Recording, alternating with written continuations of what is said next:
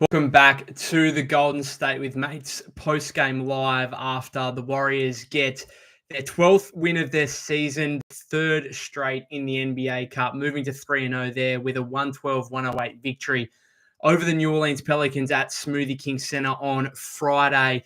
Not overly comfortable, it must be said. It was a little bit more stressful there at the end. I can see Daniel Hall already commenting saying, okay, I know it's easy to troll, but is there actually something to the NBA Cup making games more intense? Because end of the fourth felt like playoff intensity. I think there's something more to the NBA Cup. I still don't wholeheartedly think it's anything massive, but I think it's just a close game at the end. And like that just brings intensity in itself. I don't think it was necessarily the fact it was an NBA Cup game. Maybe there's something to that. But yeah, it did get too close for comfort there from a Warriors standpoint. They seemed to have the game in control, I suppose, with a minute to go. And then, unfortunately, you get a couple of scenarios. You had two straight possessions with Draymond missing two free throws. And then the following possession after Trey Murphy 3 cut the margin from 5 to 2. Draymond turns the ball over, and then the Pelicans have a shot to either tie or take the lead. Ends up with a Trey Murphy wing 3-point attempt, which rims off. And even then, there's Draymond gets the rebound, but he kind of loses it. There's a foul call. Fortunately, the Pelicans review. Takes a while there. Eventually, obviously, it's said that it's the right call, and there was a foul. And then Draymond goes to the line, makes the first, misses the second, able to get his own offensive rebound, goes back to the line again. So after that Trey Murphy missed, the game was again back in. Once the foul call was confirmed as the right one, then we could all kind of breathe a sigh of relief again, because it also took New Orleans' last time out away from them.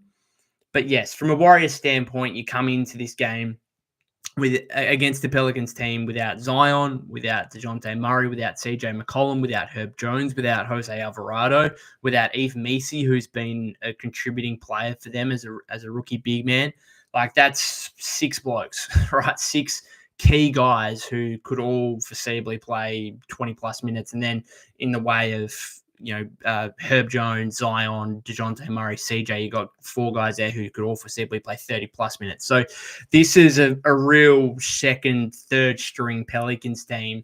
And so for it to come down to a possession where Trey Murphy III has the chance and the opportunity to win the game, not a great performance from the Warriors, it must be said. But at the end of the day, like I keep saying over recent episodes, it's a result-based business, and no one at the end of the season is going to look back at this game on November 22 and think about the fact that the Pelicans were missing all their players. It's simply, did you win the game or not? And did that contribute to your overall final record?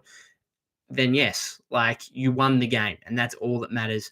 Kalen Key says, love the streams, my guy. Wiggins is back to all-star form. All right, I need to put my hand up. I flat out need to put my hand up. I did not think that Andrew Wiggins was capable of getting back to being his all-star level form from 2021-22. I was out on it. I just thought too much time had passed, too much time where Wiggins was just not that level of player, that I just didn't think he'd get back to that. Now, yes, he's still young enough. He's like 29, 30 or whatever. So it wasn't as if, the guy's old and he's washed now. It's just a case of looking at it and seeing his 10-year career and seeing that 21-22 season as really one that was out of the box. Now, he was good to start 2022-23 if you go back to it, and then he obviously missed a heap of time in the second half of the season. He just never was. Well, he came back late in that season. Then last year he was just flat out awful for basically the entire season. So I didn't think he could get back to it. And I think it really has a lot to be, it says a lot about a guy's mindset, because I don't think he necessarily lost it physically. I think it was more so just mentally and emotionally, his focus wasn't on basketball. And it seems this season like that has completely changed. Again, the words I say, active, engaged, like he's bringing it every game, right? And so he goes for another 30 points, a season high 30 points in this one. And he's the difference in the game from a Warriors standpoint. 9 of 14 shooting from the floor. The biggest thing for me, a perfect 9 of 9 from the free throw line. Wiggs goes 9 of 9 from the line in a game that you win ultimately by 4, and it was perhaps closer than that again because Murphy had a shot at the end. That is, we talked about last week or earlier this week, with the Clippers loss and the missed free throws haunting the Warriors there. Well, they kind of won the game almost from the free throw line. The fact they go 22 of 29. Yes, Draymond missed some down the stretch, which could have come back to haunt them had Murphy made that shot. But I have to put my hand up and apologize to Wiggs. This has been unbelievable this season. I was looking at some stats, the other day. So even before this game, just disregard this game for a second. Andrew Wiggins in his first 12 games had 7 games of 15 or more points, in the first 12 games. Do you know when his 7th game of 15 or more points came last season? It was January 15. It was Golden State's 40th game of the season. That was Andrew Wiggins' 7th game of 15 plus points. And he'd already done it this season in 12 games. And 15 plus points, it's not out of the ordinary. It's not extraordinary. Andrew Wiggins goes for 15. No one's, screaming about it. But it just goes to show you the consistency and the production that he's bringing this season. And then you talk about a game like today where he's that first quarter. Not sure if I've seen Wiggs more confident and better offensively than that first, 13 points. I think he was a perfect 6 of 6 shooting or something, 3 of 3 from deep. It was glorious. It was wonderful. And even he didn't actually make that many field goals from then on, but just the aggressiveness, the one in the fourth where he goes into his tornado move kind of thing to the rim, hooks up with, I think it was Robinson Earl's arm, and then flips it in with one hand, a kind of a deep floater that banked in, and then plus the foul. And he just looked every time he went to the free throw line, he looked confident. He looked like a guy that went there thinking, I'm just going to knock these down. And we haven't been able to say that about Wiggs. He's stepping into his 3-ball like a guy that looks like he's going to make 3. Same with Draymond too. Credit to Draymond only goes 2 of 6 from the line. Slightly disappointing, yes, but goes 3 of 4 from 3. He's stepping into threes as if he's just going to knock them down. So the improvement in those two guys and their shooting from beyond the arc, and particularly Wiggins and his just improvement in general, not just as an offensive guy, but as one of the best perimeter defenders in the league. The improvement in him individually is clearly the biggest individual factor in why the Warriors are now 12-3 on the season and have surprised so many. And I have to put my hand up. I didn't think this was possible. And again, I think it comes down to just the emotional and mental state of Andrew Wiggins and being able to fully focus on basketball. I know personally, having lost my old man, and I don't want to speak for Wiggs, but what I will say is I went through a period where my old man was obviously ill before he passed away.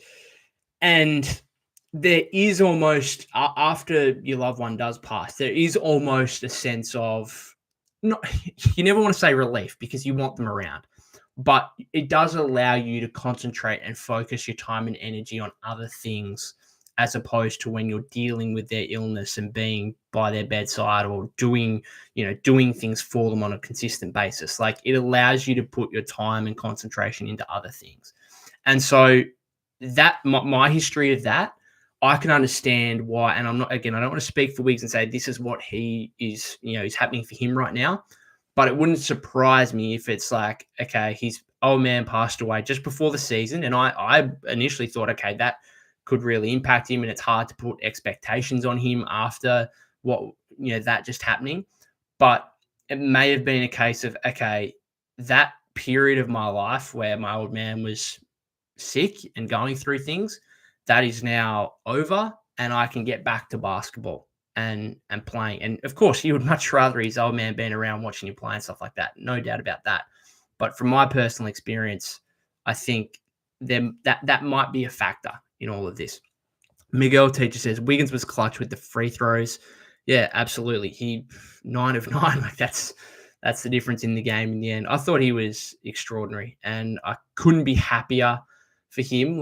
For some reason, I was just recalling, the Vince McMahon memes where it's someone asks you recalling such and such. It's like, I remember those memes about Andrew Wiggins. It's like, Dad, tell me about 2021, 22 Andrew Wiggins, like that part of that meme. And the fact that like he's resurfaced into that player now, I couldn't be happier for him. And it's just obviously so important to the Warriors. Double Marsh says another W for the Warriors. Yep, that's all that matters. Again, not overly convincing. You would have come into this game thinking the Warriors could take better care of the Pelicans and maybe get a blowout win, particularly with their first back-to-back coming up tomorrow against San Antonio Spurs, which sounds like Wemby might be out, but they're still like CP3, Harrison Barnes, former Warriors. You know they'll be up and about trying to get revenge. So, yeah, it would have been nice to be able to rest Steph and Wiggs and Draymond kind of in the fourth quarter, but that wasn't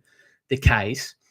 Just a couple other things here from an individual standpoint. I think I saw on social media quite a lot of fans getting frustrated about Steph and his lack of shot attempts and not being aggressive enough himself from a shooting perspective. So he goes 6 of 13 from the game. Sorry, not 6 of... No, yes, was he 6 of 13? I think he might have been. I've got the Pelican stats up, sorry. Yes, he was 6 of 13, 4 of 7 from 3, 7 rebounds, 7 assists, 19 points. So this comes after the other day against Pelicans where he had just 10 shot attempts.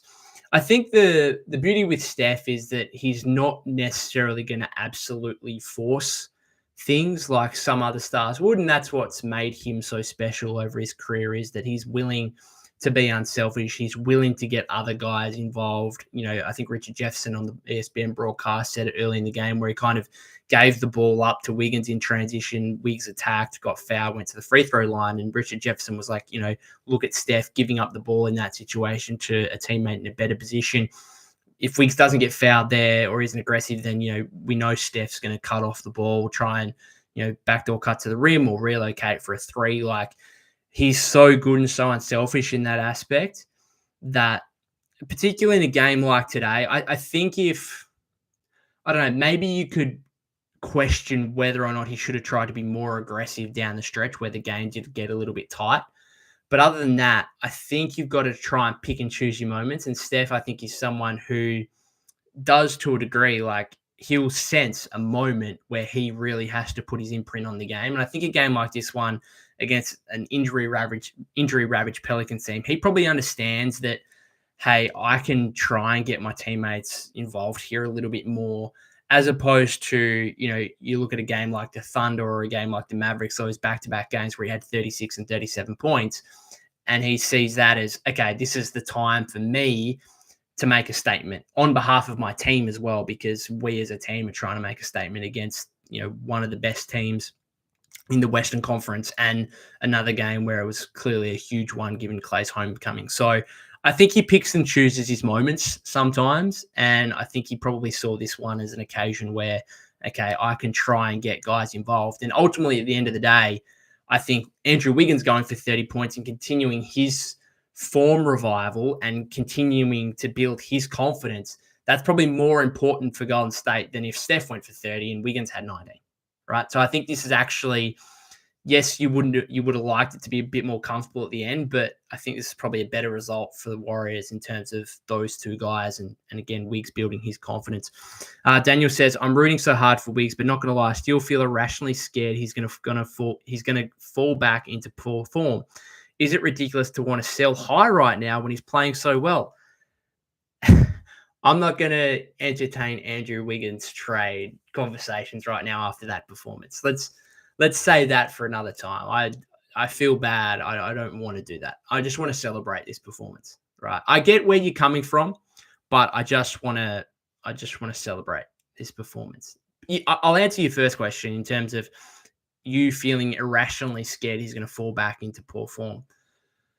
Yeah, I mean, it's always a possibility, but I think even his bad games at the moment, he's bringing defense and he still looks confident. And sorry, when I mean bad games, I mean bad shooting games. He's still bringing defense. He's still looking confident. It's, as I suppose spoke about before in terms of those numbers, in terms of like, this was his 8th game out of 14 now, or sorry, out of 13, 8th game out of 13 with at least 15 or more points. So even his bad shooting games, he's still managing more often than not, obviously, to get to 15 points, as opposed to last season. I was looking at the game logs yesterday. It's like single figure score. Let me go I'm going to look this up. I'll just read you out Andrew Wiggins' start to last season, because I think we forget sometimes just how awful it was. So this was his first 12. So that's this season. Let me get his game logs up from last season. All right. This was it last season. 10 points on 4 of 12, 11 on 5 of 13, 13 on 4 of 10, 9 on 4 of 8, 14 on 6 of 10, 17 on 6 of 11. Some of these numbers actually aren't too bad. He's just not taking that many attempts. Then it starts to get pretty bad. 8 on 3 of 9, 4 on 2 of 9, 11 on 4 of 13, 13 on 6 of 12, 6 on 3 of 7, 9 on 4 of 15, 12 on 6 of 13. Has a really good game against the Thunder, 31 points. I think that was his season high. Then he goes 12, 11, 10 again. Then he has another 29. Then he goes 9, 12, 3, 4, 14. Sorry, 9, 14, 25, 6. It was just, he was averaging like 10 points. And it was just really I don't know, just not good at all, obviously. And just wasn't good at all I think it got a little bit better towards the end of last season, but still, I don't think any of us would have expected him to come out this season and see a player who was, he's averaging close to 20 points a game on I think he might be over 40%. I know going into this game, he was 16.2 points on 47.3% from the floor and 39.3% from three. So after this game, where he goes 3 of 5 from 3, 9 of 14, I'm assuming those numbers will probably go to close to 50-40. That's, if you've got a two-way guy, athletic two-way guy who's 6'7", who's your primary perimeter defender on a team that is top 4 in the league defensively, and he's shooting 50% from the floor and 40% from three-point range, that is a super valuable player. And I also, maybe the Warriors just thought, okay, we're going to get this version of Wiggins again at some point. And that's why, yes, he was in trade speculation. He simply had to be. That's how bad his form was. But it was always a case of, if this guy does get it back, he's so valuable to the team. He's so valuable. And I always said it. I was like, it's hard. It's hard to find Andrew Wiggins trade because his value to the Warriors, if he can ever even get close to his best again, is so much more valuable than what he is to other teams. And we got to a stage where you would have had to have given up assets to get off Andrew Wiggins' contract. After when he signed that deal, if this form from Andrew Wiggins is just who he is now for the next couple of years, which again, I'm not sure that's necessarily going to be the case. But if he's 17 points a game on 40% three-point shooting, then all of a sudden that contract goes from looking damn awful to hugely team-friendly again. And again, that's massive for the Warriors. So I'm so happy for him and so proud of him as well with his performances so far. Rutherford Myler says 500K per player right should have been good motivation. Yeah, you get 500,000 if you win the NBA Cup. Means more to some players than others. Like if you look at across the Warriors roster, Wiggs, Draymond, Steph, Buddy Hield, Slow-Mo, not necessarily meaning too much to a whole bunch of those guys, but Trace Jackson-Davis, Lindy Waters, Kuminga and Moody, Pods means something to those guys. So yeah, I mean, I still don't like that as a incentive, to be honest. I think the league needs to find something more basketball related rather than financial to try and incentivize the NBA Cup. But at the end of the day, it's a basketball game. It counts as one of your regular season games. You want to go out there and win. And I think that's almost more important to me than the Warriors. The Warriors moving to 12-3 is almost more important to me than moving to 3-0 in the NBA Cup, right? And I think if Denver beat Dallas in this later game, then the Warriors will be straight through to the quarterfinals because they would have sewn up first spot in their group even before the final game. What is the score in that game? We'll just check it here. It is 52-44 Dallas with 5 minutes to go in the second quarter, Nikola Jokic is back for them. Clay, just looking at Clay's numbers because I'm always interested. He's 0 points, 0 of 4, 0 of 2 so far. Quentin Grimes has 10. Of course, Luka out at the moment. So hopefully the Nuggets can win that game. Jokic has 13, 5, and 4, just doing what he does despite missing a few games. So, I mean, the Warriors are in a good spot here to try and get to Las Vegas and try and make a run at the NBA Cup. But I'm still, maybe I'm a little bit more excited about it because you can actually see a pathway here. Like the Warriors have one hand on being in the quarterfinals, but I don't know. It's still not necessarily huge for me. I'm just more so worried about their overall record and trying to maintain top spot on the Western Conference, and if not top spot, at least in that top 2, top 3. Anything more from this guy? Well, a few more comments here. Double March says the benefit of having 5 Warriors from the 22 championship team is huge. Steph, Dre, Wiggs, GP2, and Loon on a lesser level, Moody and JK. Yeah, I think the Warriors are once again showing how important team chemistry is. And I was listening to Bill Simmons' latest podcast a little bit and talking about the 76ers. And obviously they've got their huge issues with Joel Embiid and Paul George. And they did win today, to be fair, albeit over Brooklyn. So it's not a huge win. But I do think like they're having significant issues because they just completely remade their team last offseason. And the difficulty in trying to set a culture and trying to set a playing system under those circumstances is quite difficult, as opposed to the Warriors, who have, as you just mentioned, their 7 guys who are still on the team from their championship squad. And in the way of Steph and Draymond and Loon, you've got guys who are 2 4-time champions, 1 3-time champion. They've all been there for, well, Steph and Draymond clearly over a decade now, and Looney nearly a decade. So there's definitely something to that. Rutherford Myler says, like Draymond said, it is a chance to win something. Yep, I've said it here before. Like, you put anything in front of these elite athletes who are super competitive, and that's how they get to how good they are.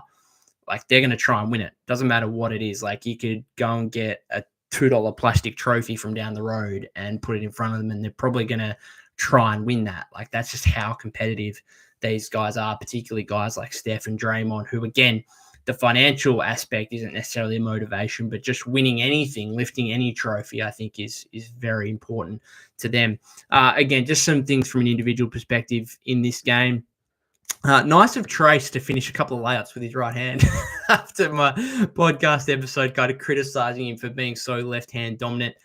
I think both of those layups were like uncontested. I still haven't seen him go to his right hand when there's a defender in front of him.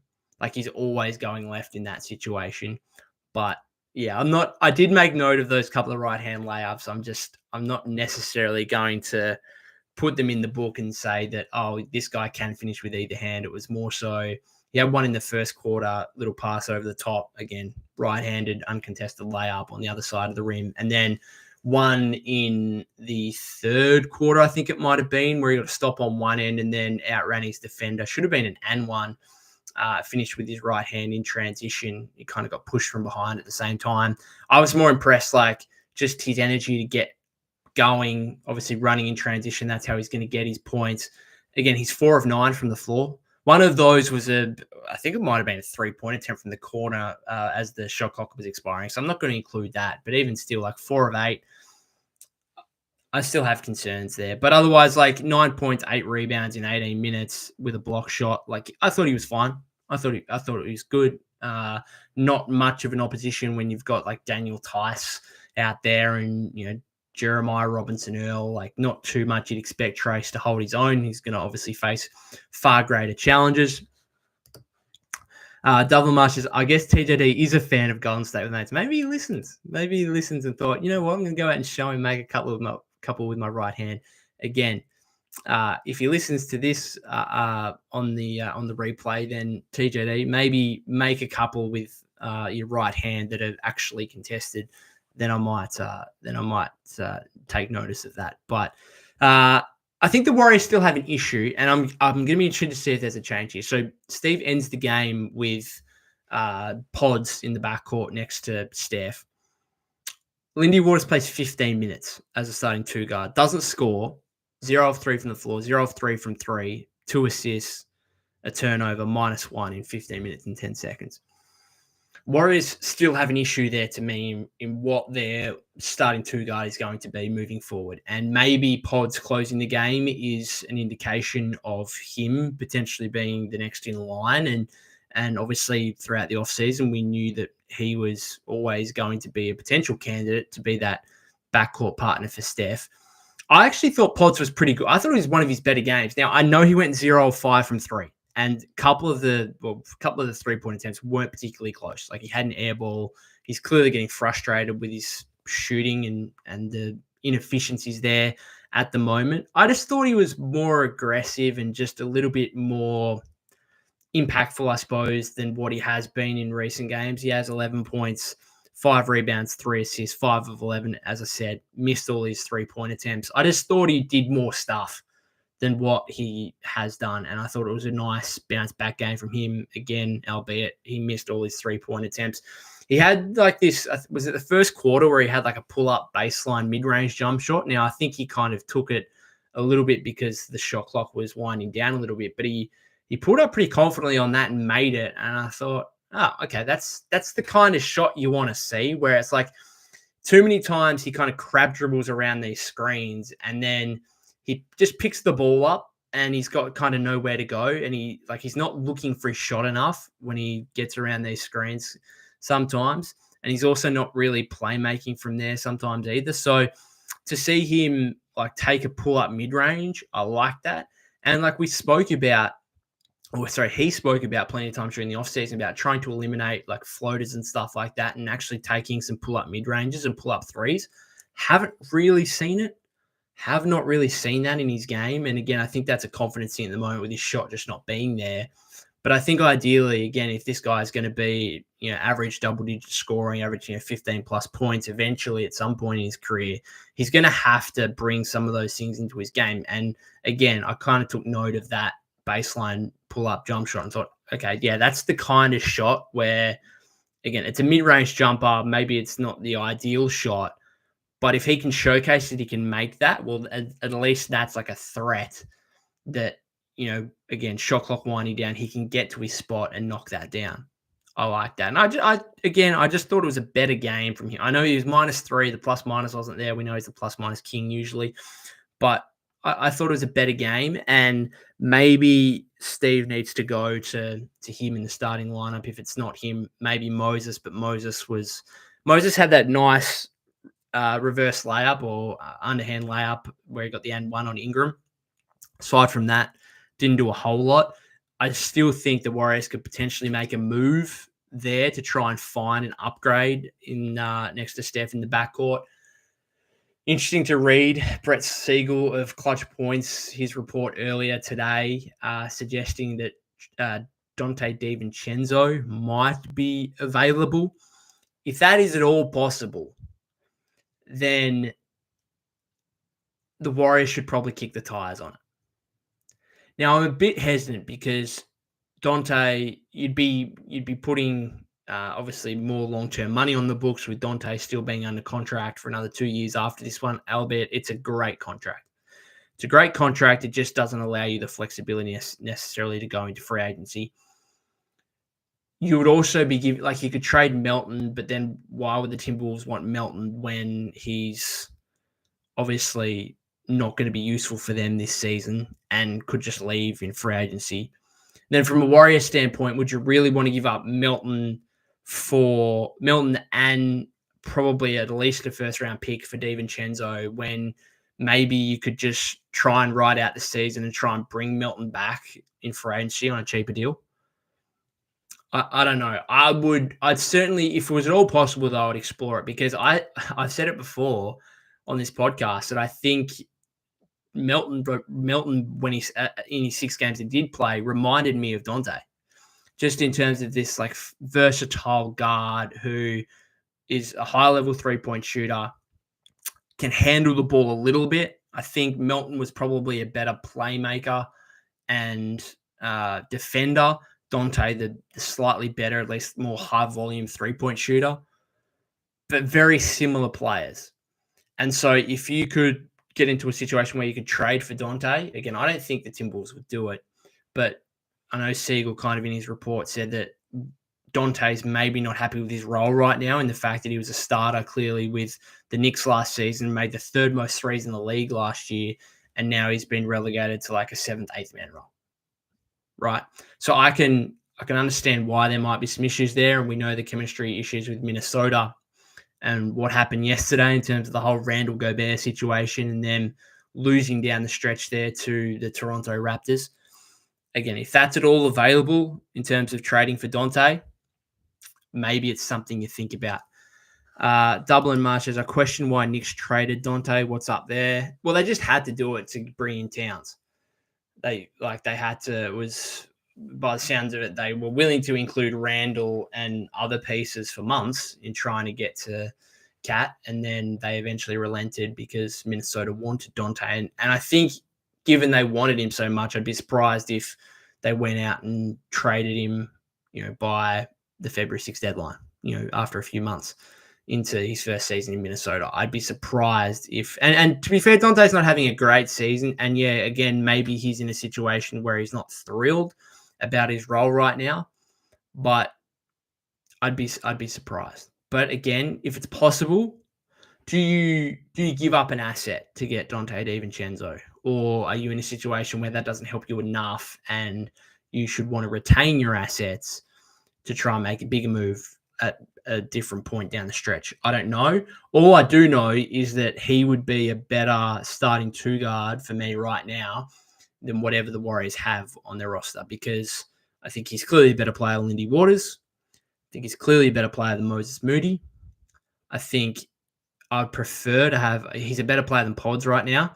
And regardless, I'd want Pods to stay in like a backup point guard role, playing 20 to 22 minutes a game as he is at the moment. So he would be an upgrade on what the Warriors have. And I think he'd be the ideal, because we know he fits a system. Played a year here, played a really good season here, rehabilitated his value to the point where the Warriors couldn't match what he ultimately got from the Knicks in free agency, which is now looking like a fantastic team-friendly deal. And again, one of the reasons why I don't think Minnesota will give him up. But can the Warriors get in that conversation? I don't know. Anything else from this game? Kuminga was interesting. He played 20 minutes, 3 of 10, missed his 2 threes, 4 rebounds, 2 assists, 7 points. Better second half than the first half. I thought there were times there in the first 2.5 quarters where I don't know. It's tough. I think there's still times where he wants to show off a little bit. And I understand it. Like, he didn't get his contract prior to the deadline. He's going to be a restricted free agent next offseason. He's still in a situation where he's trying to show his wares to not only the Warriors, but also prospective teams in free agency. It's like, this is what I can do, and here's what I want, kind of thing, in terms of, role on the team and what he wants in free agency as well from a salary standpoint. And sometimes I think that gets in the way of the team a little bit. I do think it's like, whenever he takes off the dribble threes, I just know Steve's on the sidelines pulling his hair out thinking, WTF, like, what are we doing? Like, whenever you see Kuminga step back threes or whatever, it's like, no. And I think it's a situation of, again, him trying to show off what he's got and what he's improved on and stuff like that. But sometimes he does stuff that kind of goes against, I think, what the team wants. And I think that might have had something to do with the fact that he was limited to just 15 minutes the other night. But the last quarter and a half, or at least late in the third quarter there, he had a little stretch where it was much more improved, where it was like being dynamic again, getting downhill, getting to the rim, using his athleticism, all the stuff we know he does best, rather than settling for jump shots, particularly jump shots from beyond the perimeter. So I don't know. I liked his aggressiveness. I thought it was just a weird game from him. I'm not saying it was terrible, not saying it was awful, not saying it was great either. Like, just a lot of general Jonathan Kuminga stuff. Some good stuff, some bad stuff. That's kind of the trade-off you get with him. And we'll see what his minutes look like moving forward. Kyle Anderson, 4 minutes, 51 seconds. Surprised Steve didn't go back to him. Had some uncharacteristic turnovers in the first half, but interesting. Loon only played 14 minutes. GP2 plays 16 minutes. I think they were trying to give Wiggs, like they kind of knew Wiggs had it going offensively and that they needed him offensively. So they tried to uh, rest Wiggins a little bit defensively instead of having him guard Ingram the whole game, like try and use GP2 a little bit to guard Ingram, which, GP2 is obviously giving up some size, but we know how good he is defensively. So again, Steve going to a 12-man rotation. Buddy Hield plays 19 minutes, 3 of 10. He does have 12 points, had 6 rebounds as well. His shooting has obviously come off slightly, but the Warriors are still winning games, and that's all that matters. And it's actually positive that there's some improvement here in some of these guys. Like Buddy hasn't been good for the last 4 or 5 games now. Pods is obviously, his shooting's been awful. Kuminga, couple of quiet games. So Moody, couple of quiet games. So there's some room for improvement here from young players who you think should improve as we go along. But we'll wait and see. We've been going for nearly 36 minutes now.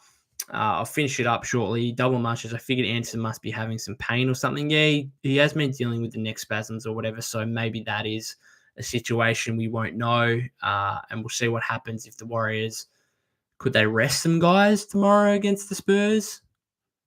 Possibly. I don't think that would be out of the realm of possibility. Like, could Draymond just get a rest? Like, Draymond plays 30 minutes in this game. He's played every game so far this season. Is it one where you just say, yeah, just get a night off and maybe start Kuminga and let Kuminga roll for 30 minutes against a young Spurs team? Wouldn't be surprised. That's the case. Steph's a bit different because Steph missed those 3 games. So he already had a bit of not a rest because he was obviously recovering from his ankle issue, but the rest of the body got a bit of a rest during that period as well. He has been dealing with the knee bursitis. So would it be surprising if Steph and Draymond just rested tomorrow? No, I don't think it would be, but we'll wait and see. The Warriors obviously want to try and keep winning and retain top spot in the Western Conference. The Mavericks now out to a 20-point lead at halftime over the Nuggets, 73-53. Clay has 1 point. Quentin Grimes, 10. Kyrie, 15. 15 for Najee Marshall off the bench. Jokic, still a one-man operation, 19 points, 8 rebounds, 4 assists in the first half. And I'm going to finish it up there. Thank you very much to those of you that commented, or if you're watching back on replay on YouTube or via the podcast feed. If you haven't subscribed to the YouTube channel already, that would be greatly appreciated. You can follow me at POC252. That's POK252 on X/Twitter. You can follow us Golden State with Mates on Instagram, TikTok as well. I'll be back for another post-game live at a very similar time tomorrow as the Warriors try and go 13-3 it would be if they can get a win over the Spurs. Just a surprising start to the season. And this one's certainly down to Andrew Wiggins. Let's maybe go and have a cold one for him, I reckon, because he's been absolutely superb the last few games. Other than that, guys, thank you once again.